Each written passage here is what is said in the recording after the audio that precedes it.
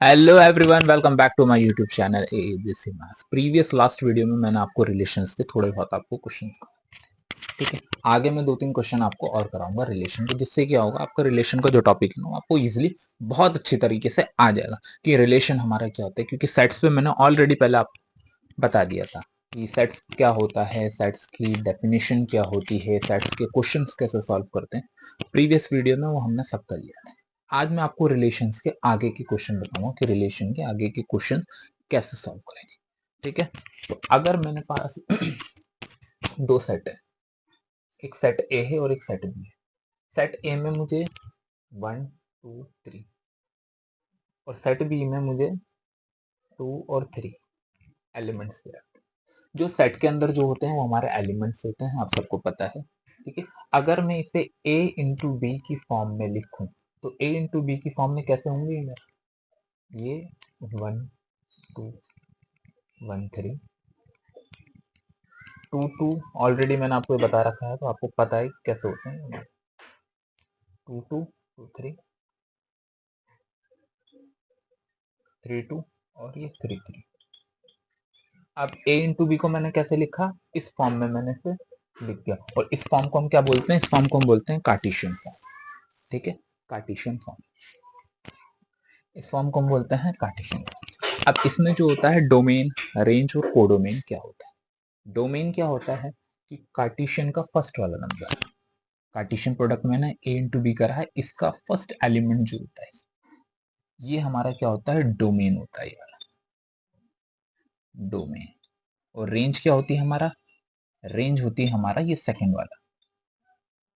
तो domain range हमें पता चल गया, डोमेन फर्स्ट वाला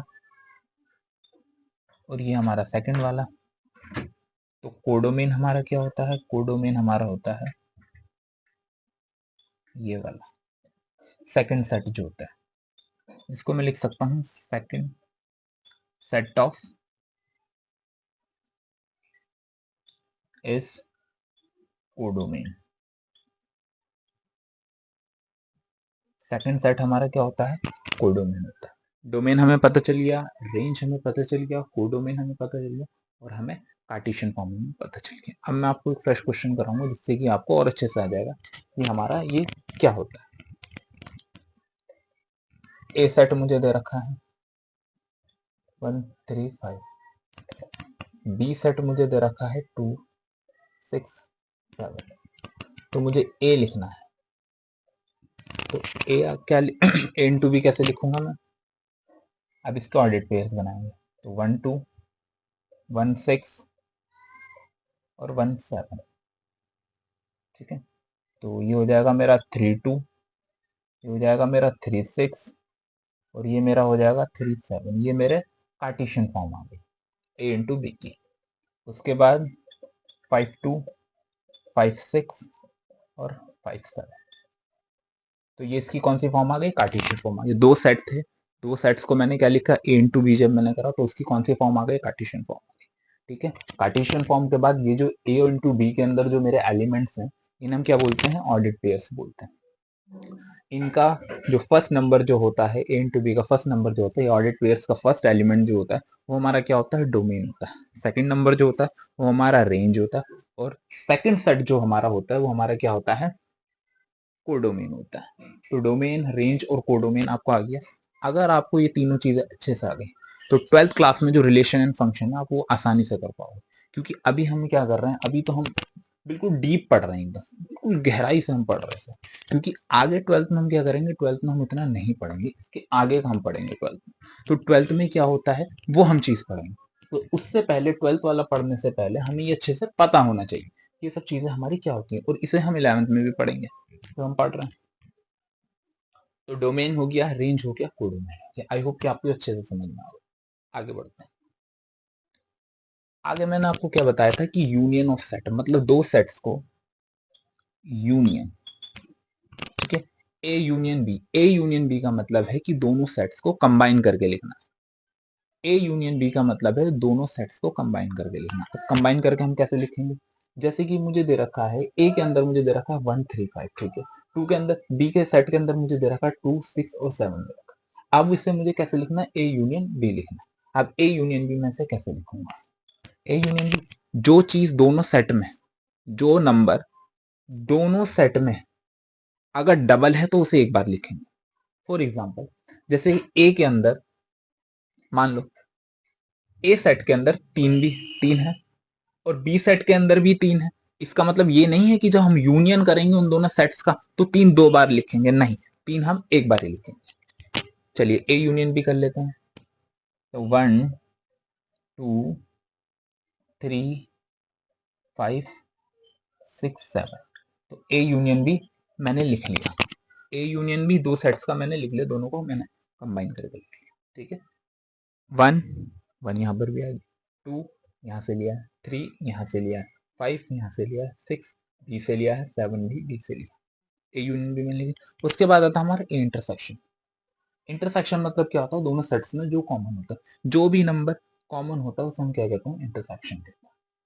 तो ए इंटरसेक्शन बी अगर मैं करूंगा, अब देखूंगा इन दोनों सेट्स में से कॉमन क्या है। कॉमन क्या है, कॉमन तो इनमें से कुछ भी नहीं है, कुछ भी नहीं है। ठीक है, तो अगर कुछ भी नहीं है तो हम लिखेंगे 5। अगर दो सेट्स में कॉमन अगर कुछ चीज नहीं होती तो उसे हम किससे डिनोट करते हैं, उसे हम डिनोट करते हैं 5 से। ठीक है, ई से। इसका सिंबल ऐसा होता है 0 पे ऐसे। ठीक है, अब हम लिखेंगे a minus B dash. a minus B dash का मतलब क्या है कि a माइनस बी डैश का मतलब ये है कि a सेट के अंदर, a सेट के अंदर b के जो भी नंबर होंगे वो हम क्या करेंगे, नहीं लिखेंगे, वो हम नहीं लिखेंगे। ए सेट के अंदर बी के जो भी नंबर होंगे वो हम नहीं लिखेंगे। अब देखते हैं बी के कौन से नंबर हैं जो ए में है। 267 ए में तो नहीं है, तो इसका मतलब क्या होगा, ए माइनस बी डैश क्या होगा हमारा, 5 होगा। ठीक है, ऐसी बी माइनस ए डैश, इसका मतलब क्या है कि बी सेट के अंदर ए के, बी सेट के अंदर ए के जो भी एलिमेंट होंगे वो हम नहीं लिखेंगे।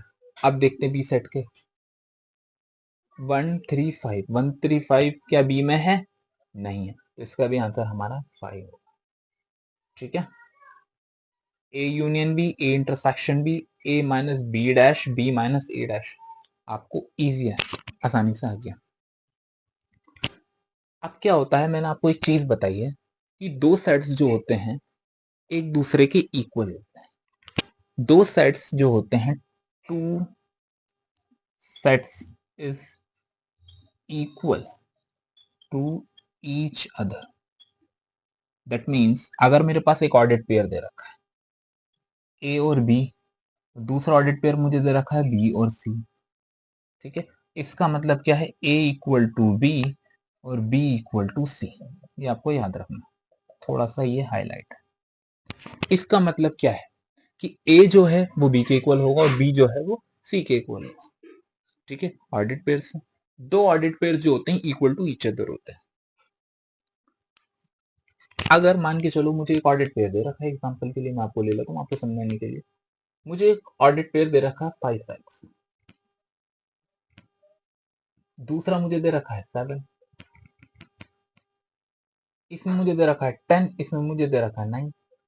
अब मुझे इसमें x की वैल्यू फाइंड करनी है, find the value of x। मुझे इसमें x की वैल्यू फाइंड करनी है, तो x की मैं वैल्यू फाइंड करूंगा।